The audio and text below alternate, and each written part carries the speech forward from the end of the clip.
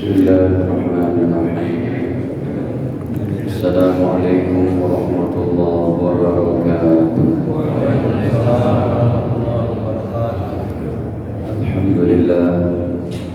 Alhamdulillahilladzi waffaqa man syaa'a min 'ibadihi li afdhalid du'a wa iktisadi akmalil kamalat. Asyhadu an la ilaha illallah wahdahu la syarika lahu al-muttasim bi jami'is sifatil kamalat.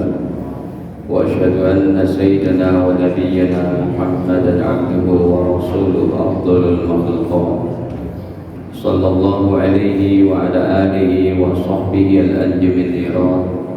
Salatan wa salaman daimaini ma damatul ardu was samawat. Amma ba'd. Fa ya ma'syaral muslimin wal muslimat, usikum wa nafsi bi taqwallah faqad fazal muttaqun. Qala Allah ta'ala: Ya ayyuhalladzina amanu taqullaha haqqa tuqatih wa la tamutunna illa wa antum muslimun. Alhamdulillah, para hadirin kaum muslimin muslimat yang dirahmati Allah Ta'ala, jamaah Masjid Miftahul Jannah. Sebelumnya marilah senantiasa kita panjatkan puji dan syukur hanya kepada Allah atas limpahan nikmat-Nya yang tiada terhingga, terutama sekali nikmat iman, nikmat Islam serta sehat afiat. Nikmat seseorang didudukkan oleh Allah, diizinkan oleh Allah untuk duduk dalam majelis ilmu. Ini adalah nikmat terbesar, melebihi nikmat sholat, melebihi nikmat puasa, melebihi nikmat haji dan umrah. Kenapa mengaji ilmu di atas itu semua? Ada yang tahu Bapak Ibu?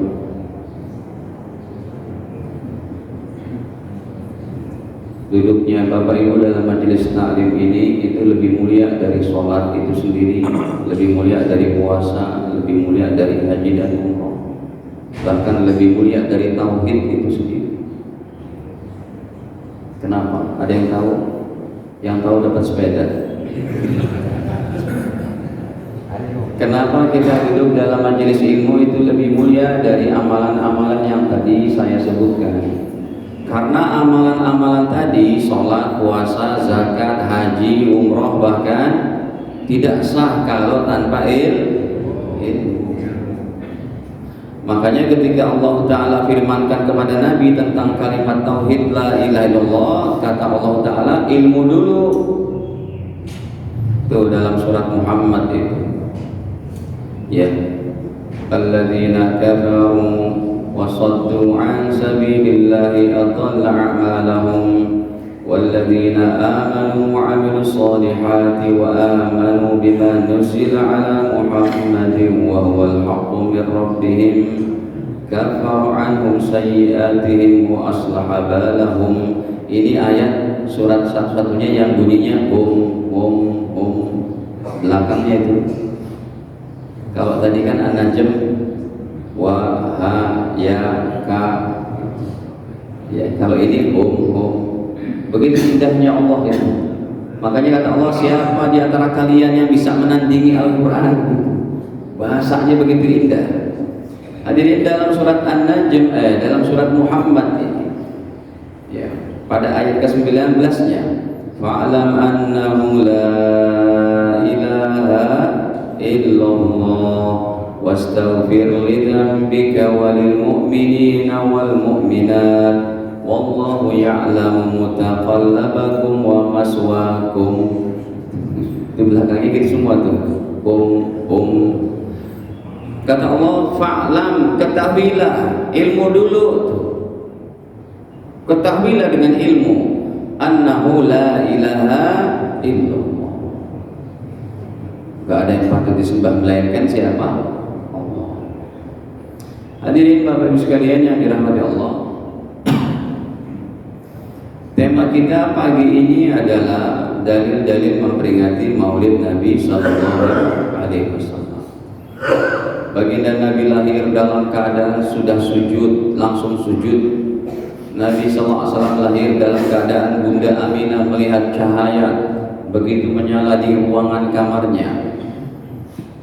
Baginda lahir dalam keadaan sudah dikhitan, sudah disunat sebagaimana riwayat Imam Hakim. Baginda Nabi SAW lahir, maka balkon-balkon di istana Romawi runtuh sebagaimana riwayat Fathul Bari al-Masyhur. Nabi SAW lahir dalam keadaan api sesembahan orang-orang Parsia, para Majusi, api sesembahan yang 1000 tahun tidak pernah padam, maka pada hari itu padam. Nabi SAW sebelum lahir pun, ya, di mana Sayyid Abdullah ayahanda Rasul, kalau beliau berjalan di mana saja selalu dikerumuni sama orang-orang disukai. Kenapa? Karena benihnya Rasul dalam dirinya. Tapi setelah menikah dengan Bunda Sayyidah Aminah, maka Sayyid Abdullah kayak dicuekin sama orang-orang gitu.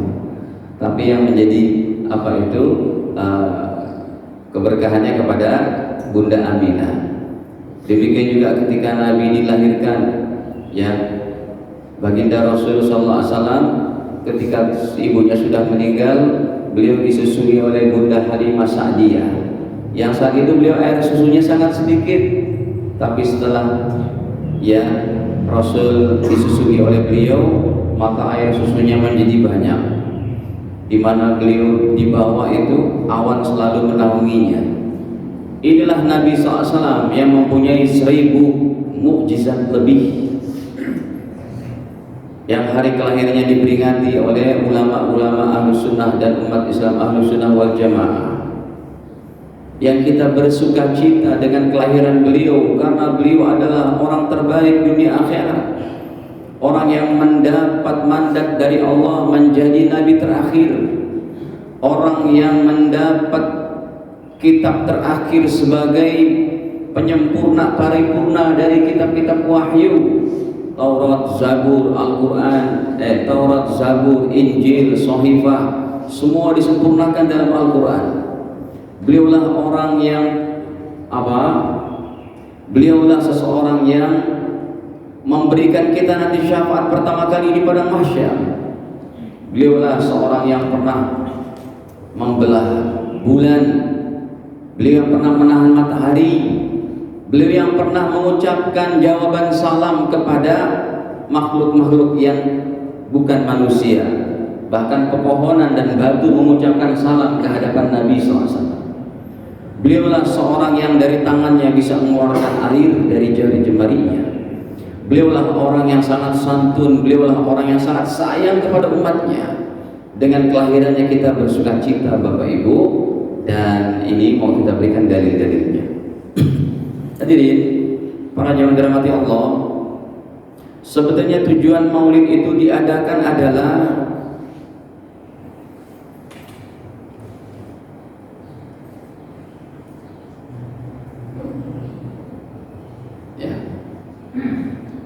tujuan Maulid diadakan supaya bertambah cintanya umat Nabi kepada Nabi Sallallahu Alaihi Wasallam.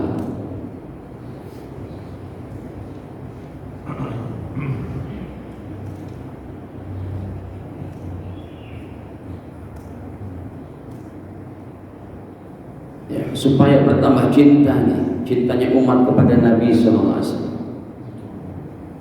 Karena kita akan dibangkitkan nanti di padang mahsyar bersama orang yang kita cintai. Kalau Anda cintanya kepada para pemain bola, kepada artis, Anda akan dibangkitkan sama mereka. Ini hadisnya riwayat daripada Al-Imam Bukhari. Baginda Nabi bersabda, "Al-mar'u ma'aman ahabba." Seseorang bersama orang yang dia cintai.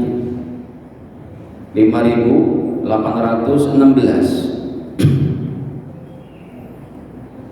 Al-mar'u ma'aman ahab. Seseorang bersama orang yang dicintai.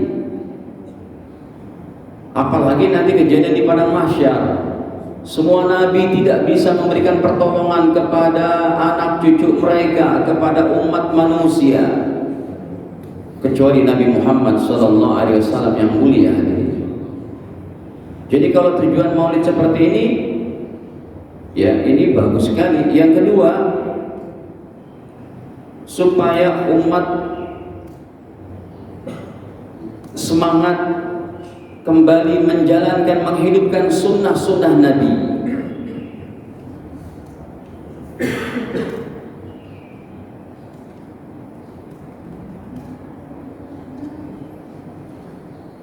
Yang ketiga hadirin, yang kedua supaya umat semangat kembali menjalankan sunnah Nabi, diingetin lagi, ya mau masuk toilet baca doa, mau keluar toilet baca doa, mau tidur baca doa, berkendara baca doa, masuk pasar baca doa, mau ke kantor baca doa, cara berpakaian baca doa, diingatkan kembali dari sunnah-sunnah yang sangat ringan seperti itu supaya umat kembali semangat. Cara berpakaiannya, ya saya ditanya kenapa Ustaz senang pakai gamis? Ini pakaian Rasul, tapi kan Abu Jahal juga pakai gamis. Innamal a'malu binniyat. Kenapa? Karena Abu Jahal juga berbahasa Arab, Abu Lahab juga berbahasa Arab, tapi kita akan diberikan pahala innamal a'malu binniyat. Ya, tapi tentunya sunnah-sunnah ini lebih dari itu, bukan sekedar pakaian saja. Akhlak yang mulia, ya bicara yang baik, jujur, amanah, kemudian tahajud nggak tinggal, baca Quran minimal sehari 1 juz, itu sunnah-sunnah Nabi. Jadi kalau tujuan maulid seperti ini sangat penting untuk mengadakannya, Pak. Karena dalam setiap acara maulid di situ ada ulama, ada ustadz, ada habib, ada habaib yang ceramah. Makanya ketika momen maulid ceramahnya bagus banget untuk meningkatkan semangat umat kembali kepada sunnah Nabi. Ya, yang ketiga hadirin, yang ketiga apa? Supaya kita mendapat, ya, supaya kita dapat syafaat Nabi Sallallahu Alaihi Wasallam. Wah, kalau ini mah penting banget dia dapat syafaat Nabi. Bayangin dalam hadisnya itu, Bapak Ibu ingat nih, halo Pak, Bu, masih ngikutin Bu? Kayaknya ibu-ibu yang paling pojok tuh enak banget ya, duduk sandaran sambil tidur gitu. Ya setengah tidur deh. Ustadz kok tahu, kelihatan dari sini. Ya, yang sambil sandaran tuh enak begitu. Ya nggak apa-apa Bu, dunia akhirat dapat, tidurnya dapat, pahala ngaji juga dapat. Baik, hadirin, di padang mahsyar itu ingat didengar, di padang mahsyar Anda tidak akan bisa langsung, karena begini, keadaan padang mahsyar itu sangat mengerikan. Semua musibah, coba sebutkan musibah di dunia ini yang terjadi Pak, yang paling menyeramkan apa? Tsunami, Gunung Krakatau. Ini kalau Krakatau yang kayak dulu tahun 1883 meletus, ini jadi benih pun kena ya. Orang abunya sampai ke Eropa, menggelegarnya itu sampai kedengeran di Santero. Itu murka, itu adalah merupakan kejadian yang memang Allah murka pada gara-gara dosa manusia untuk diperingatkan. Tsunami, apalagi saya pernah hadirin berdakwah ke Pulau Masalembo. Ada orang Masalembo sini Pak? Ada yang pernah ke Pulau Masalembo? Saya pernah dakwah ke sana. Naik kapal laut dari Tanjung Perak, Surabaya. Di tengah itu kan pertemuan daripada arus dari Kalimantan, arus dari Sulawesi, arus dari Sumatera, arus dari Selat Bali, yang dari Australia itu bukan main, itu ombaknya. Waktu itu penumpangnya ada 200, tapi pelampung cuma 90. Itu di luar SOP berarti itu. Saya udah dapat pelampung, diminta sama ibu-ibu, deh bagi pelampungnya saya deh. Ya udah deh, kesian ibu-ibu. Saya bilang ya matilah kalau memang tenggelam. Kapalnya udah oleng begitu. Tapi di tas saya ada bantal tiup. Ya udah saya tiup aja bantal itu. Terus saya pegangin terus bantalnya. Terus orang pada nanya, Pak Ustadz kenapa pegang bantal? Enggak, iseng-iseng aja gitu. Padahal kalau kapalnya karam, ya paling enggak kita ada pelampung begitu. Hadirin, sampailah kita di maksudnya sebelum sampai Pulau Masalimbo 24 jam dari Surabaya itu, di tengah-tengah antara Surabaya dan Kalimantan ada Pulau Masalimbo. Itu loh yang lagunya Iwan Fals dulu, tahu? Kapal Tampomas. Tampas 2 itu kan masih ingat Pak, ngefans ya Pak. Itu kan ceritanya di Laut Masalimbo, cerita Iwan Fals gitu kan. Jadi hadirin, ini pas kita dalam keadaan ombak yang air laut udah masuk ke dek tuh,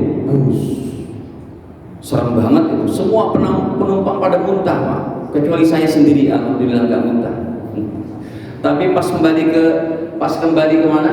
Kembali ke Surabaya, saya langsung masuk ke rumah sakit Al-Irsyad gitu. Emang nggak muntah sih, tapi sampai balik lagi masuk rumah sakit. Nah hadirin para jamaah yang dirahmati Allah, ketika dalam keadaan seperti itu, goncang yang sangat dahsyat, semuanya ingat kepada Allah. Astagfirullah, la ilaha illallah. Ingat kepada Allah. Di padang mahsyar nggak bisa kayak gitu. Ada juga yang teriak, ya Allah tolong ya Allah. Di padang mahsyar nggak bisa. Di padang mahsyar kita cuma bisa mencari pertolongan wasilah.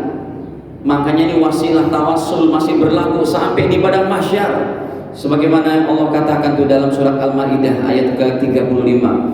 Ya ayyuhalladzina amanu, wahai orang-orang beriman, ittaqullaha, bertakwalah kalian kepada Allah, wabtaghu ilaihil wasilah, dan carilah wasilah kepada Allah.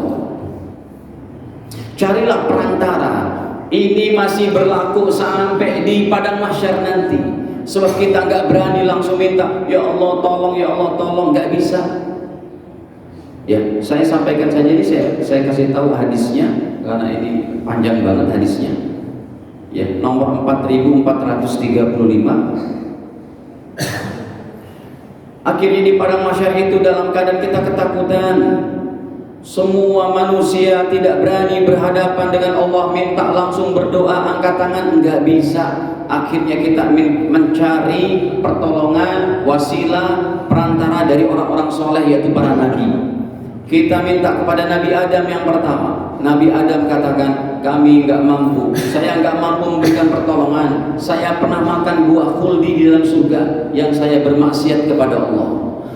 Akhirnya kita datang ke Nabi Nuh, wahai Nabi Nuh tolong kami. Kata Nabi Nuh, saya juga enggak bisa memberikan pertolongan kepada kalian. Kenapa? Karena saya pernah berdoa kepada orang-orang kafir yang mengganggu dakwahku. Ya Allah, matikan semua mereka. Kayaknya ini doa kejam banget. Saya malu kepada Allah. Kita datang ke Nabi Ibrahim, wahai baginda Ibrahim, tolong kami. Kata Nabi Ibrahim, bagaimana saya menolong kalian? Saya seumur hidup pernah berbohong 3 kali. Nabi Ibrahim umurnya 100-an lebih, bohongnya cuma 3 kali. Kita umurnya berapa? Bohongnya tiap hari. Kemudian kita datang ke Nabi Musa, wahai baginda Musa, tolong kami ya Musa. Kata Nabi Musa, saya pun tidak berani memberikan pertolongan kepada kalian. Tangan kanan ini pernah nonjok anak buahnya Fir'aun sampai mati. Surat Al-Qasas ayat 15. Kemudian kita datang ke Nabi Isa, wahai Nabi Isa tolong kami. Kata Nabi Isa, enggak bisa saya menolong kalian. Saya malu kepada Allah karena saya pernah disembah menjadi anak Tuhan. Yang bisa menolong kita Sayyidina Muhammad SAW. Beliau tidak menyebutkan anak cucunya yang meninggal usia kecil, Sayyidina Abdullah, Ibrahim, Qasim, enggak juga Fatimah, tidak juga Hasan Hussein, enggak juga istri beliau Khadijah, Aisyah, Sofia dan sebagainya. Tidak juga dipanggil, disebutkan di padang mahsyar menantu dan mertua beliau yang sangat dihormati, Sayyidina Abu Bakar, Umar, Utsman, Ali, tidak. Tetapi yang dipanggil oleh baginda Nabi, ummati ya Rabbi, ummati ya Rabbi, ummati ya Allah, umatku ya Allah. Bapak ibu yang diingat oleh baginda Rasul. Bagaimana kita nggak cinta kepada Nabi? Bagaimana kita tidak terkesan dengan proses hari kelahiran beliau yang setiap tahun berlangsung menjadi kenangan bagi kita untuk mengingat perkara-perkara ini. Ini kan belum kejadian, Pak. Ya Allah, kemarin hari Senin 12 Rabiul Awal, hari kelahiran manusia akan bisa nolong kita di padang mahsyar. Masanya kita nggak ingat itu? Keterlaluan Anda ini. Pak, anak kita lahir aja, Pak, kita senang nggak? Hari ulang tahunnya kita rayain, kita syukurin. Boleh disyukurin. Panggil anak yatim, datanglah seorang ustadz diundang untuk berdoa. Anak yatim nanti diberi apa? Diberi apa? Santunan. Saya bersyukur kepada Allah, anak saya udah umur 12 tahun, padahal dulu lahirnya susah banget. Boleh itu. Padahal anak kita itu, kita kenang kayak begitu, anak kita belum pasti bisa nolong kita, Pak. Yang bisa nolong kita sudah pasti aja ini siapa? Sayyidina Muhammad SAW. Kita bersenang. Nah, dari sini hadirin lihat, ya Bapak Ibu, perhatikan baik-baik ini dalilnya. Yang pertama, dalil dari peringatan Maulid yang pertama adalah hadis Sahih Muslim nomor 2807. Nabi mengingat hari kelahirannya setiap minggu, bukan setiap tahun. Nabi mengingat hari kelahirannya, mensyukuri hari kelahirannya setiap pekan.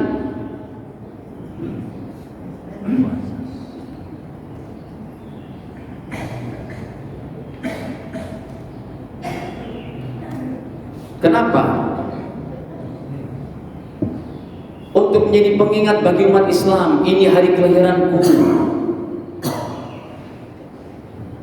Dengan cara apa? Puasa sunnah Senin. Berarti Rasul mengingat mensyukuri kelahirannya itu setiap pekan.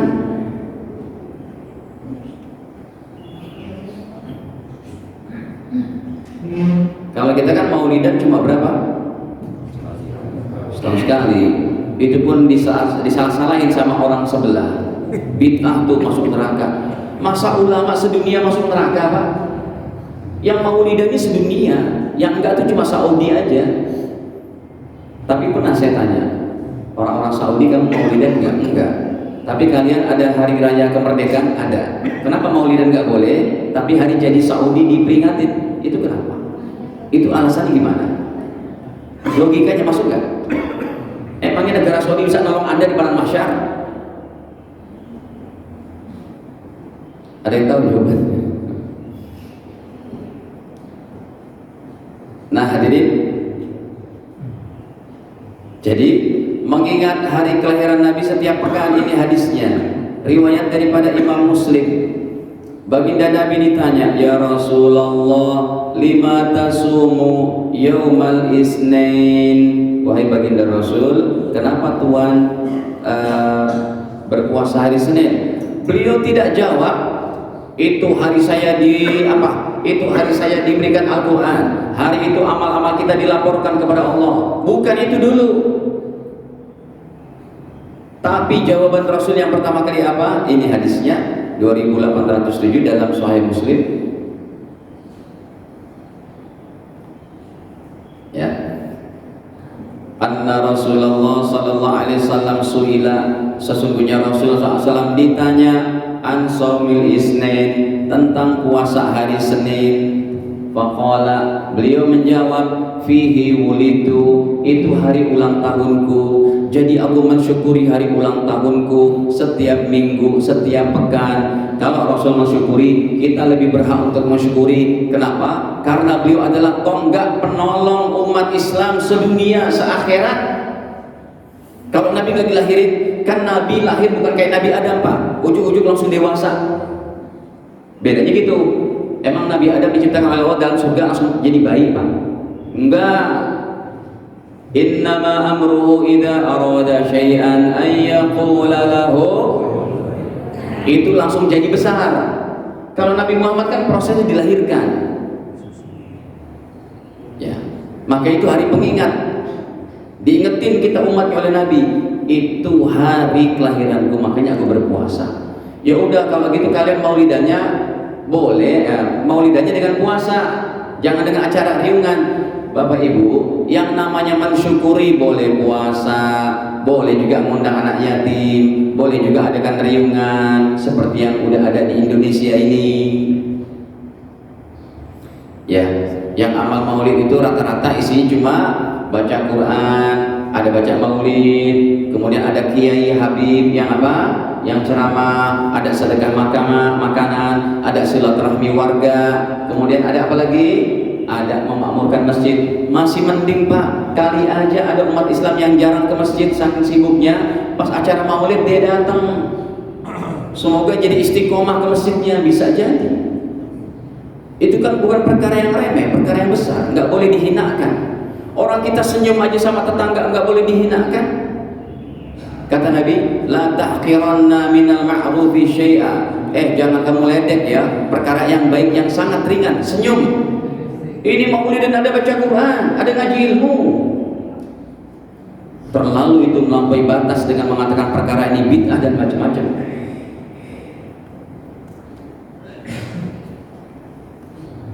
Nih lihat, ya. Atau dalam hadis yang lain nih, untuk ibu-ibu nih lihat, kata Nabi, ya nisa al muslimat, wahai ibu-ibu muslimat. Bu, dipanggil Rasul nih Bu. Iya. Dipanggil Nabi nih, apa kata Rasul? La tahqiranna jaratan li jaratiha. Kalian ibu-ibu jangan suka julid, jangan suka untuk meremehkan satu tetangga perempuan dengan tetangga yang lain. Walau firisna syatin, sekalipun ada seorang ibu-ibu tetangga Anda yang memberi Anda sop kaki kambing, itu jangan dihina. Ya tapi kalau sop kaki kambing enak juga Ustaz. Ya maksudnya bukan dagingnya, cuma kakinya doang. Itu kan perkara remeh. Ibu mau kata. Ibu mau kata. Iya, pada zaman Nabi hadirin memberi namanya sop kaki kambing cuma kaki doang tuh, kaki sama apa kuahnya. Kata Nabi kalau ada tetangga yang bagi kayak gitu, itu jangan kamu remehkan. Atau yang kedua contohnya, nih hadisnya nih, untuk senyum. Kalau tadi Sahih Bukhari, ini Sahih Muslim. Ya, kata Nabi, tuh, yang sekarang senyum nih Bu, Pak. Yang ini untuk bapak dan ibu juga. Senyum itu jangan diremehin. Ada tetangga keluar kita senyumin. Ada yang bilang, Allah, sallallahu senyum-senyum gitu. Itu haram bilang begitu. Apalagi maulidan yang ada di situ dibacakan biografi Nabi, dibacakan Al-Qur'an. Sampai dikatakan bid'ah itu di mana otaknya itu? Apa nggak takut dia dapat nggak dapat syafaat nanti di akhirat? Kata Rasul, lihat Pak, la tahqiranna minal ma'rufi syai'a. Jangan kamu menghinakan kebaikan sedikit pun, sedikit.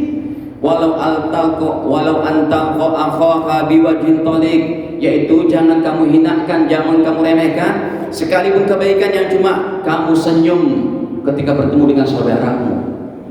Biwajhin thaliq, dengan wajah yang senyum, yang sumringah. Ya ini bukan senyum 24 jam Pak. Ini senyum pas ketemu begitu. Hadirin para jamaah dirahmati Allah, ya. Jadi di sini ada benih-benih isyarat peringatan Maulid Nabi Sallallahu Alaihi Wasallam. Yang kedua, dalilnya Al-Quran. Nabi itu sebagai rahmat untuk siapa Pak?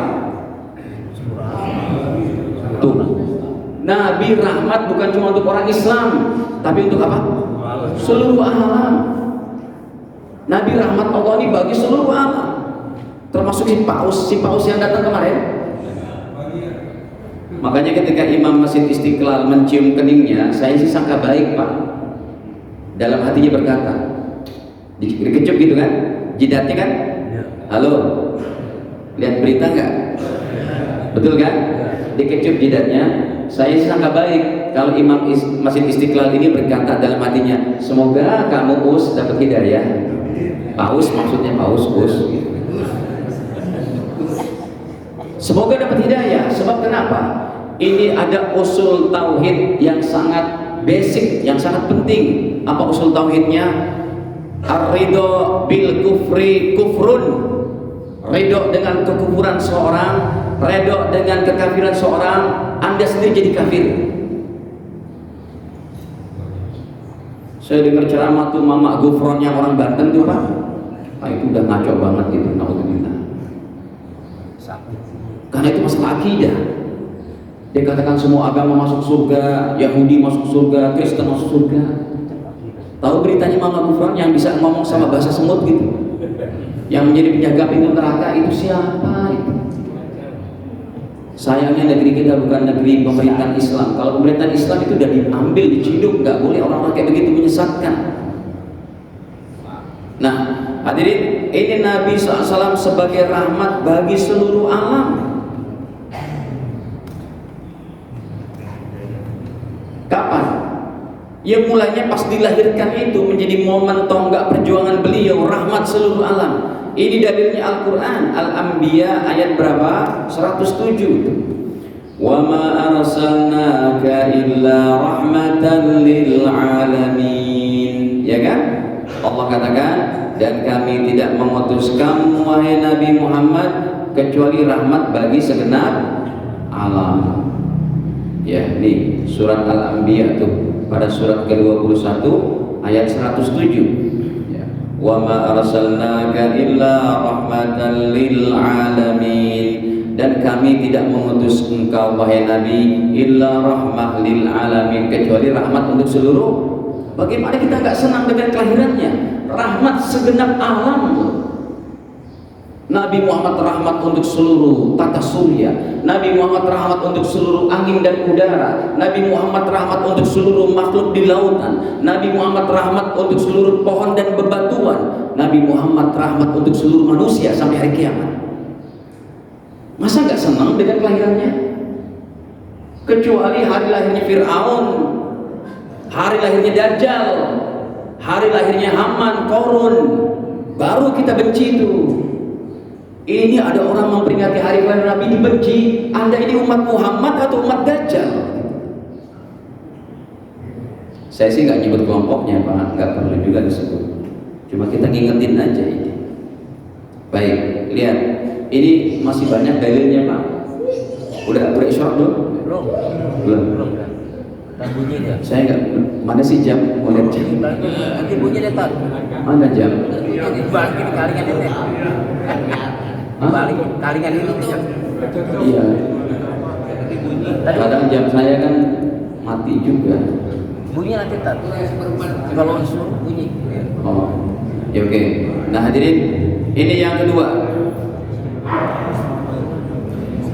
Yang ketiga, setelah Nabi sebagai rahmat, maka yang ketiga Allah katakan, bergembiralah kamu dengan rahmat Allah. Lihat, ayatnya klop banget. Al-Anbiya 107, Nabi sebagai rahmat. Nanti pada ayat yang lainnya surat Yunus 58, bergembiralah dengan rahmat Allah. Allah perintahkan bergembira dengan rahmat yang Allah berikan.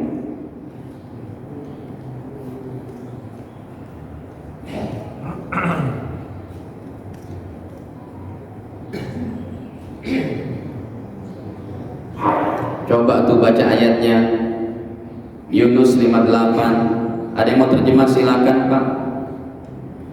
Lihat, nomor 2 Allah katakan rahmat bagi segenap alam. Nomor 3-nya Allah katakan bergembira dengan rahmat Allah. Klop enggak? Rahmat Allah Nabi Muhammad, kita bergembira dengan kelahirannya. Masa ia mengenang Nabi, mengenang kematiannya? Memang hari lahir dan hari kematian Rasul itu sama, 12 Rabiul Awal, hari Senin. Lahirnya hari Senin, wafatnya hari Senin. Tapi yang kita niatin adalah memperingati, mensyukuri hari kelahiran. Masa mensyukuri kematian Rasul? Kurang ajar antum. Kalau hari kematian Rasul mah kita bersedih kan gitu. Nah, ini coba kita buka surat Yunus. Qul bi fadlillahi wa bi rahmatihi fabidzalika falyafrahu huwa khairum mimma yajma'un. Surat ke-10 ayat 58. Qul, kata Allah, katakanlah wahai Nabi, ya, bi fadlillahi, dengan anugerah Allah, wa bi rahmatihi, dan dengan rahmat Allah. Pak, anugerah dan rahmat Allah untuk seluruh manusia, untuk kita banyak. Agama Islam anugerah rahmat Allah, ilmu agama anugerah rahmat Allah, betul? Adanya apa itu? Adanya ulama-ulama itu juga ilmu anugerah dan dari rahmat dari Allah. Ya, adanya makanan, minuman, rezeki itu anugerah dan dari rahmat Allah. Tapi semua itu yang terbaik anugerah dan rahmat Allah apa? Diutusnya Nabi Muhammad sallallahu alaihi wasallam. Qul bi fadlillahi wa bi rahmatihi, katakanlah wahai Nabi, dengan anugerah Allah dan rahmat Allah, fa bidzalika falyafrahu, hendaknya kamu senang dengan rahmat Allah. Itu pas kelahirannya. Huwa khairum mimma yajma'un. Ya, rahmat Allah yang demikian adalah lebih baik dari harta yang kamu kumpulkan semuanya. Yang keempat, Bapak Ibu sekalian, yang keempat, Allah saja bersuka cita dengan kelahiran para nabi. Allah sebutin tuh kelahiran para nabi. Kelima, ya, Allah Subhanahu wa taala bersuka cita menyebutkan kelahiran para nabi. Di antaranya ada dua di sini, yaitu surat Maryam ayat 15 dan 33. Allah sebutkan tuh kelahiran Nabi Yahya.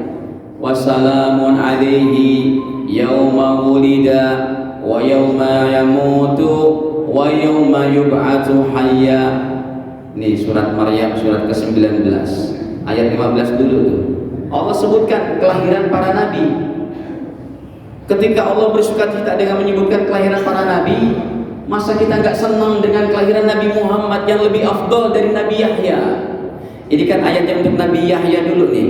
Ya Yahya khudil kitaba biquwwah wa atainahul hukma sabiyya wa hananan, sampai ayat 15-nya. Wassalamun alaihi, dan kesejahteraan bagi Nabi Yahya yauma wulida, pada hari dilahirkan.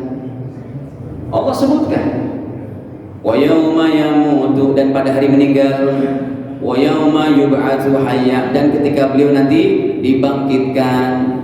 Satu lagi, Nabi Isa. Nabi Isa juga Allah sebutkan dalam Al-Qur'an tentang kelahirannya. Ya.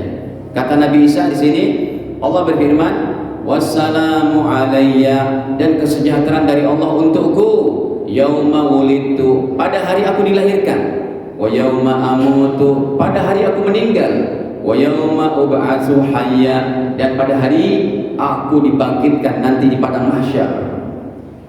Nabi Isa, Nabi Yahya levelnya di bawah Nabi Muhammad.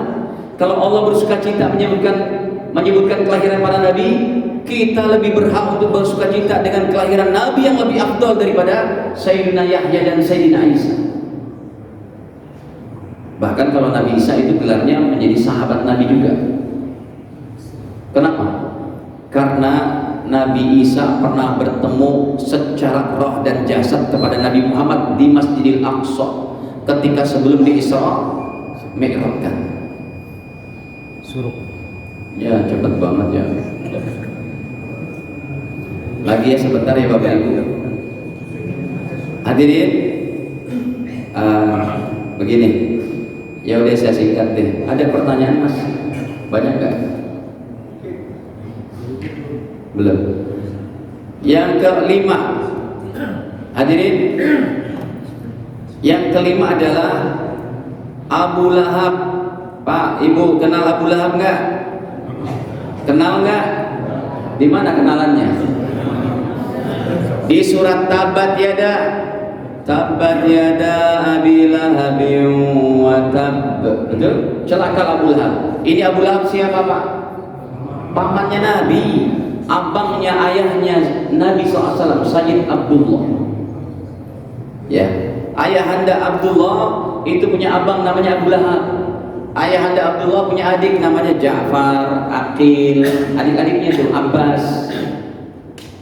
Makanya paman Nabi nih, Pak, Abu Lahab senang dengan kelahiran Nabi. Hari Senin siksaannya diringanin. Orang kafir musuh Islam nih padahal. Apalagi umat Islam yang senang dengan kelahiran Nabi. Insya Allah kita dapat syafaat Nabi Sallallahu Alaihi Wasallam. Abu Lahab senang, Pak. Diabadikan hadisnya Sahih Bukhari. Hadis terbaik, nggak ada duanya. Abu Lahab senang dengan kelahiran Nabi, maka dia diringankan siksanya di kubur setiap hari Senin. Tapi di kubur aja ya, di neraka enggak. Nih coba lihat hadisnya. Ini hadis Sahih Bukhari nomor 4000 sekian. Coba saya tulis dulu. Ya, nanti ada dalam Fathul Bari-nya itu. Atau langsung aja ke kitab Fathul Bari-nya.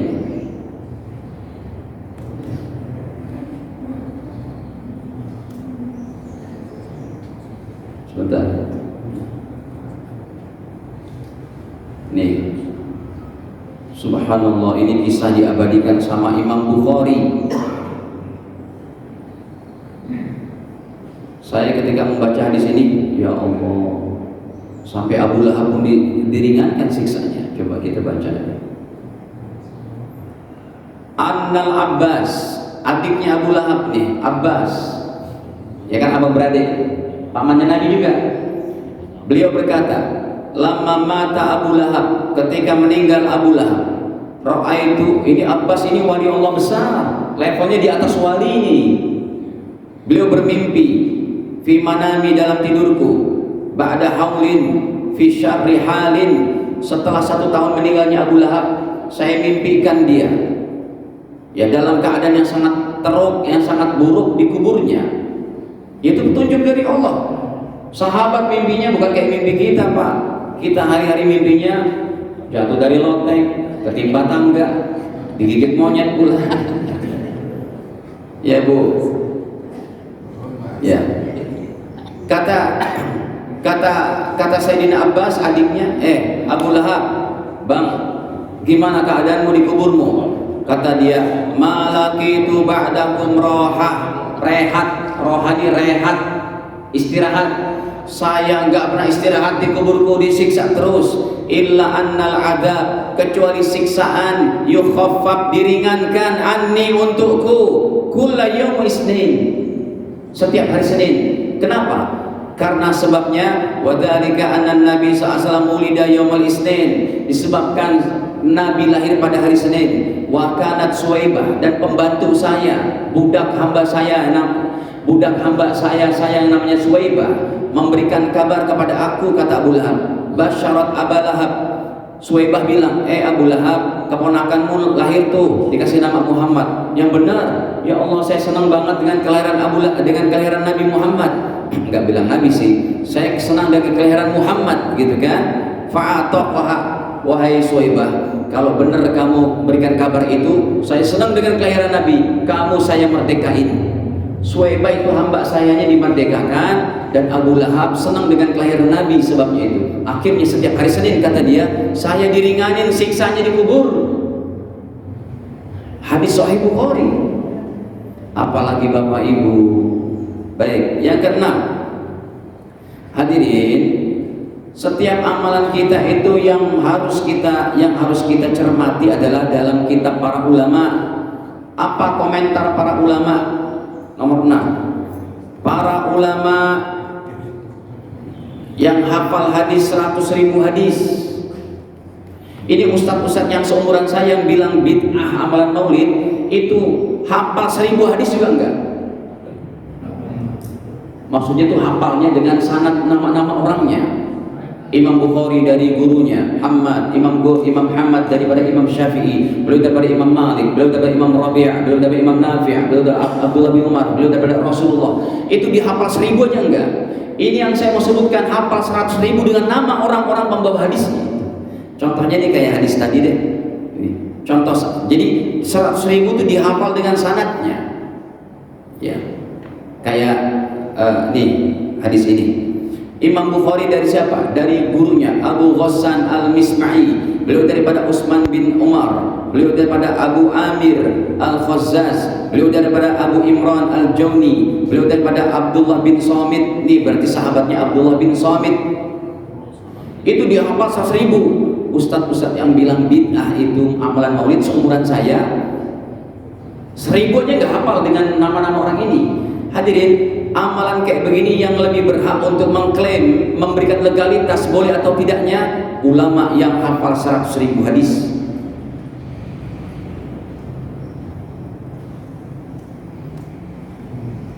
Bersepakat bolehnya dan bagusnya amal maulid.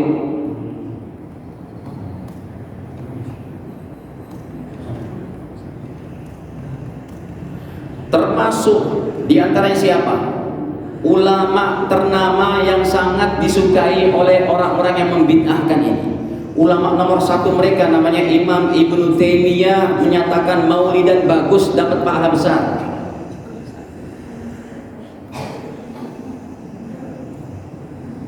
Nih, ini Imam Ibnu Taimiyah gelarnya Al-Hafiz, hafal 100.000 hadis. Ini adalah merupakan orang ulama nomor 1 dari kelompok, mau disebutin kan? Si Anu gitulah, yang sudah ngebid'ahin Pak. Saya males ngomongnya namanya. Nih saya tampilkan kitabnya Pak. Ini bukan hoax. Beliau ini lahir hidup abad ke-7 Hijriah, tahun 700-an Hijriah. Ilmunya sangat mendalam dan menjadi ideolog nomor 1 orang-orang ini yang membid'ahkan. Beliau sendiri menyatakan maulidan bagus. Kita buka kitabnya. Nama kitabnya itu adalah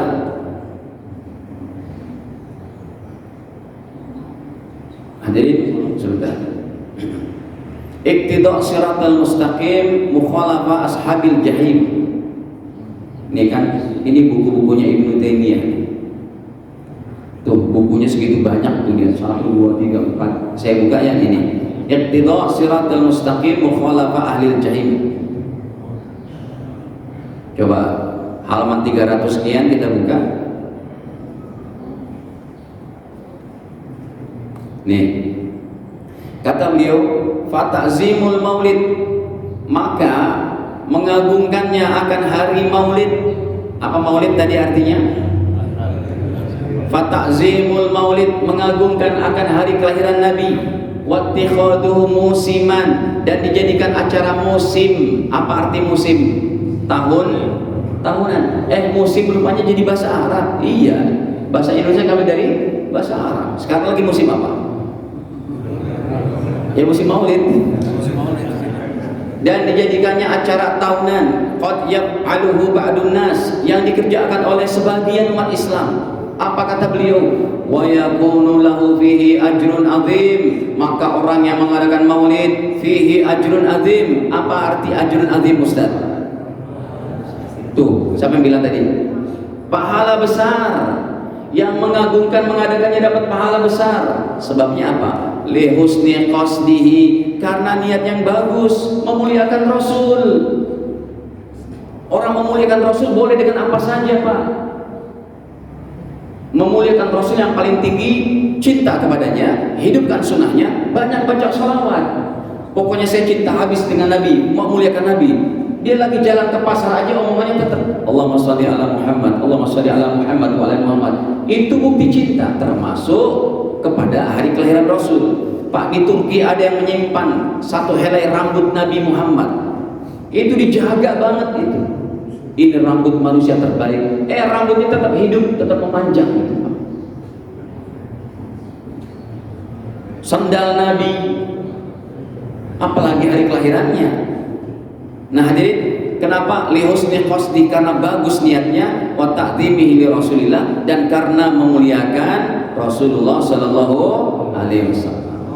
Dan Bapak Ibu sekalian, dengan acara maulid seperti ini, tadi tujuan pertamanya makin cinta kepada Nabi, makin menambahkan kita semangat mengamalkan sunnah-sunnah Nabi, ibadah Nabi, dan yang ketiga adalah supaya kita nanti berharap syafaat di padang mahsyar. Wallahu a'lam bishawab.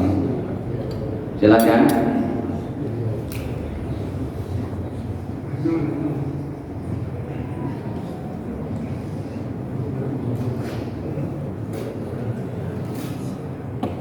Ada pertanyaan?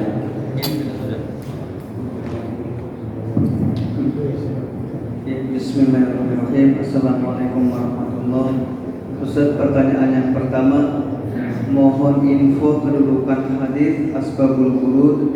Barang siapa yang tidak sholat berjamaah di masjid maka dibakar rumahnya.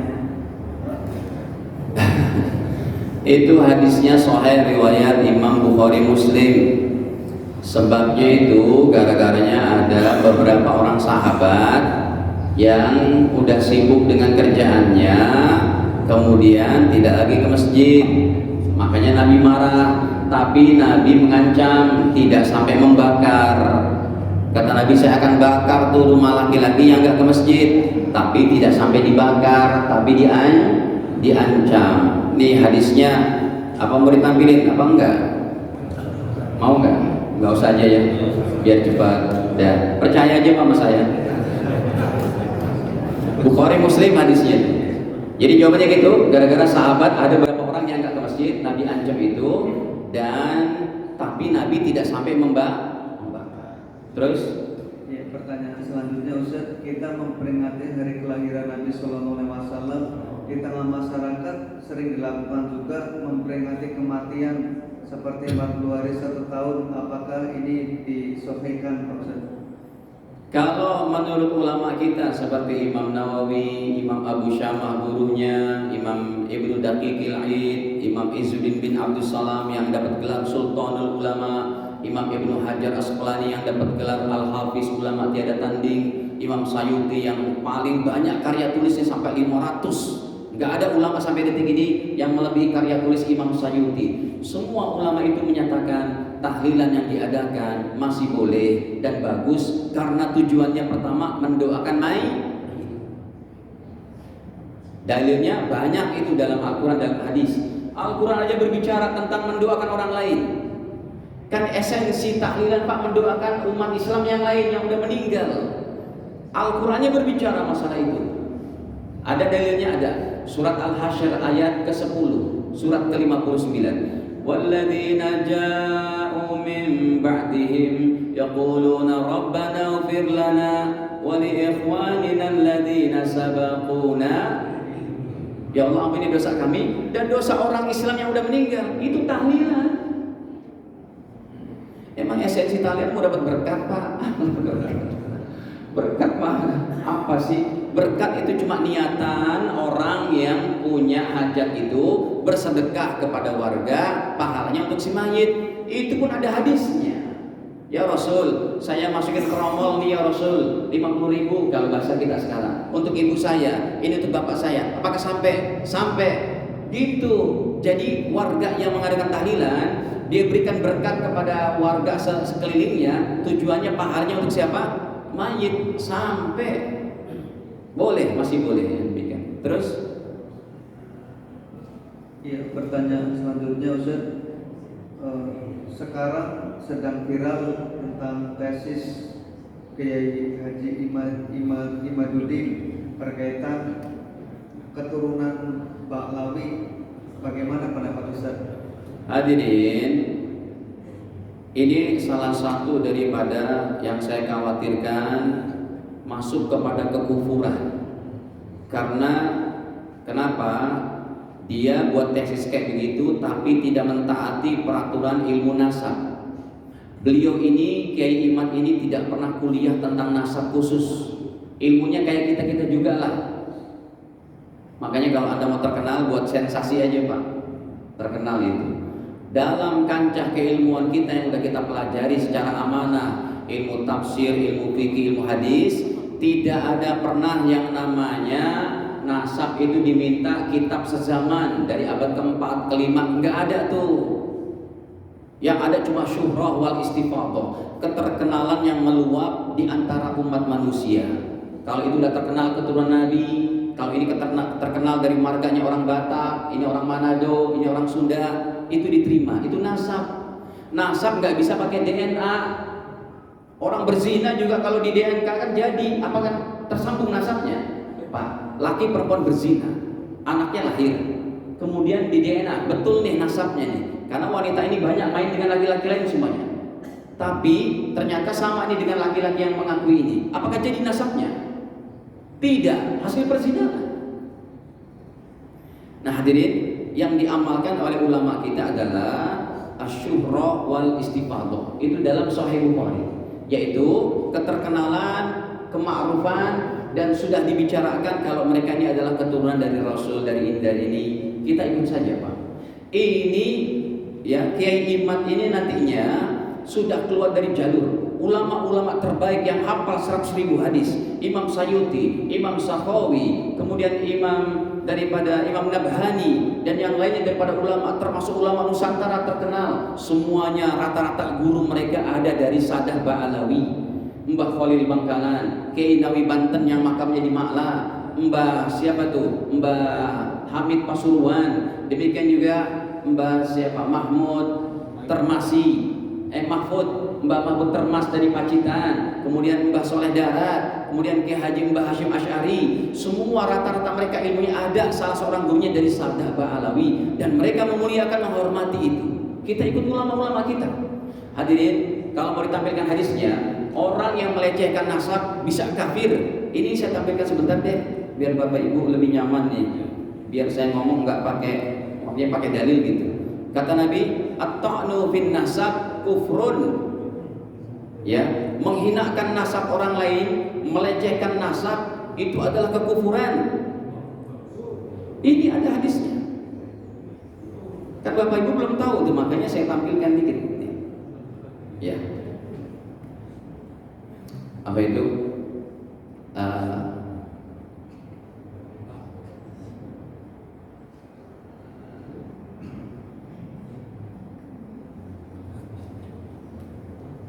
Nih hadirin, kata Nabi, ada dua perkara yang bisa membawa kepada kekufuran.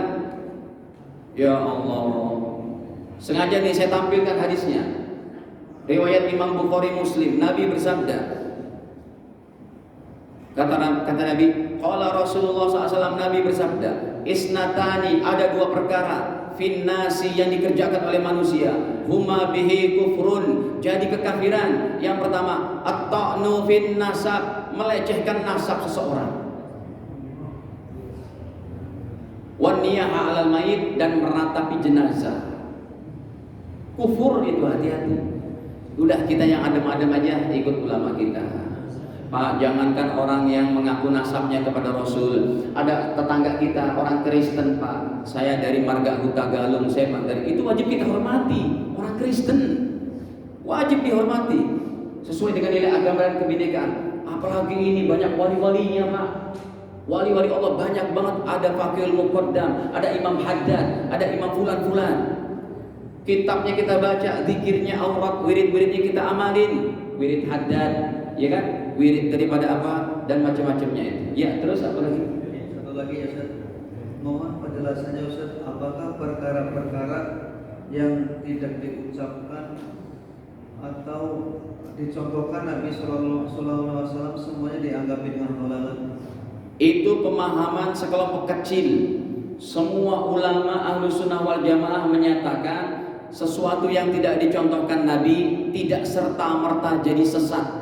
Contoh satu, kalau Anda perhatikan, Bu, masih ikut nggak Bu? Yang pertama, kalau Anda menyatakan nggak dicontohkan oleh Nabi langsung sesat. Al-Quran 30 juz demi Allah, Anda mulai sekarang nggak usah pegang Al-Quran 30 juz, karena zaman Nabi nggak ada Al-Quran 30 juz.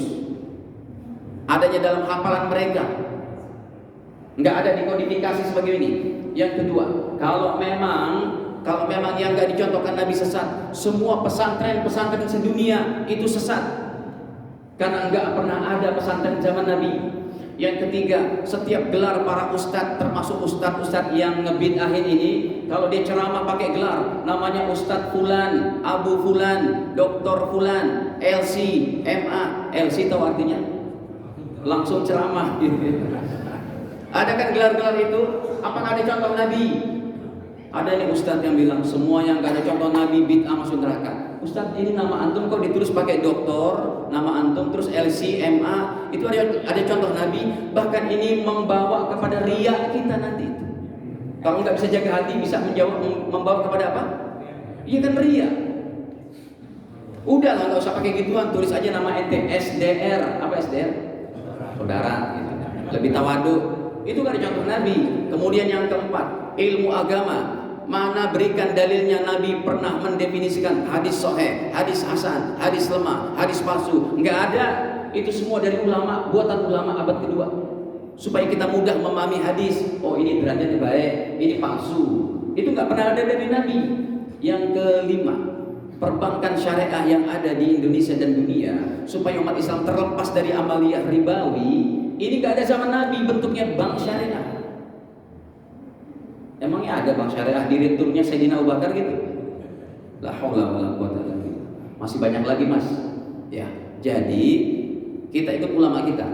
Sesuatu yang tidak dikerjakan Nabi tidak serta-merta bid'ah sesat, tapi diproses seperti apa itu sesuatunya. Bertentangan nggak dengan Al-Quran? Bertentangan nggak dengan hadis? Kayak maulidah, baca Quran, dalam acara maulidah ada baca Quran, bertentangan nggak? Tidak. Silaturahmi warga, tidak bertentangan. Memakmurkan masjid, tidak bertentangan. Sampai main rebananya pun ada dalil. Mau saya kasih tahu dalilnya? Ustadz, ada sebagian masjid karena kayak di sini nih kan nggak ada leluasa ruangannya itu, akhirnya yang main marawis di situ. Saya katakan masih boleh. Yang menyatakan boleh itu ulama yang hafal 100.000 hadis, cuma dalam momen-momen tertentu kayak maulidah. Hadis riwayat Imam Tirmidzi, mau dikasih tahu hadisnya? Oh, udah Isyraq ya. Isyraq. Hadirin para jamaah dirahmati Allah.